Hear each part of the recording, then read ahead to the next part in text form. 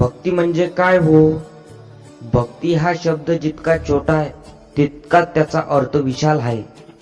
भक्ती म्हणजे केवळ मंदिरात जाऊन नमस्कार करणे किंवा पूजा करणे किंवा माळ जप नव्हे. भक्ती म्हणजे आपल्या हृदयात भगवंताविषयी असलेलं निरपेक्ष प्रेम, अडल श्रद्धा आणि पूर्ण समर्पण. भक्ती ही मनाची अवस्था आहे. जेव्हा मनुष्य संसारातील सर्व व्यवहार करत असतानाही आपल्या अंतःकरणात भगवंताविषयी स्मरण जपतो, तेव्हा खरी भक्ती सुरू होते. भक्ती म्हणजे देवाकडे काही मागणं नव्हे, तर देवाने जे दिला आपल्याला त्याबद्दल कृतज्ञ राहणे होय. आई आपल्या लेकरावर जसं निस्वार्थ प्रेम करते, तसंच प्रेम जेव्हा भक्तांचे भगवंतावर असते त्याला भक्ती म्हणतात.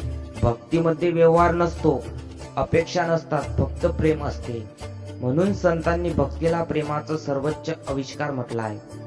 वारकरी संप्रदायात भक्तीचा अर्थ अत्यंत सुंदर रीतीने सांगितला जातो. गळ्यात तुळशीची माळ, मुखी विठ्ठलाचे नाम, हृदयात सर्व जीवाबद्दल करुणा आणि आचरणात नम्रता, हीच खरी भक्ती. फक्त विठ्ठल विठ्ठल म्हणणे नव्हे, तर विठ्ठलाचे गुण आपल्या जीवनात आणणे म्हणजे भक्ती. भक्ती माणसाला नम्र बनवते, अहंकार कमी करते, मन शुद्ध करते, दुःखात धीर देते आणि सुखात संयम शिकवते. भक्ती ही माणसाला देवाजवळ नेणारी वाट आहे. भक्ती म्हणजे देवाला शोधण्याचा प्रयत्न नाही.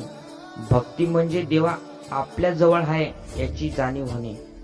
भक्ती म्हणजे नामात रमणे, प्रेमात जगणे आणि समर्पणात शांतता शोधणे.